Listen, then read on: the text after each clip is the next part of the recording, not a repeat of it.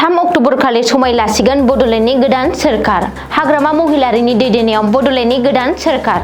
हाग्रामा महिलारिया गाहाय खुंगिरि महरै समाय लागोन 3 अक्ट'बर 2025 खालि। आसामनि रायजो बेंगिरि लक्ष्मण प्रसाद आचार्यआ बरायबाय। रिहन दैमारिया बड'लेण्डनि लेङाइ गाहाय। बरायबाय सिबिनां गनायथिनां आसामनि रायजो बेंगिरि लक्ष्मण प्रसाद आचार्यआ। दिनै 11:45 रिंगायाव हाग्रामा महिलारिया गथायबाय आर'जलाइ सोरखार दानायनि। 3 अक्ट'बर खालि बड'लेण्डनि गोदान सोरखार। हाग्रामा महिलारिया समायखिरा लानायाव रायजोनि गभर्नरआ गाहाय आलासि। बड'लेण्डनि गोदान सोरखारनि समायखिरा लानायाव गिबि मन्थ्रि डक्टर हिमन्त बिश्व शर्मायाबो बाहागो लागोन।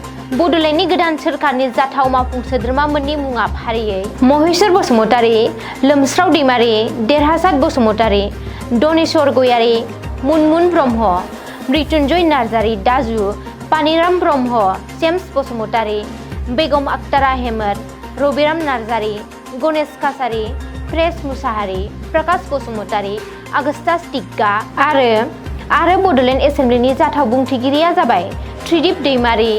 लेङाइ बुंथिगिरिया जानो हागौ श्याम सुन्दि। बड'लेण्ड सोरखारनि गोदान गाहाय खुंगिरि मुस्रि हाग्रामा महिलारि। बड'लेण्ड सोरखारनि गोदान लेङाइ गाहाय मुस्रि रिहन दैमारि।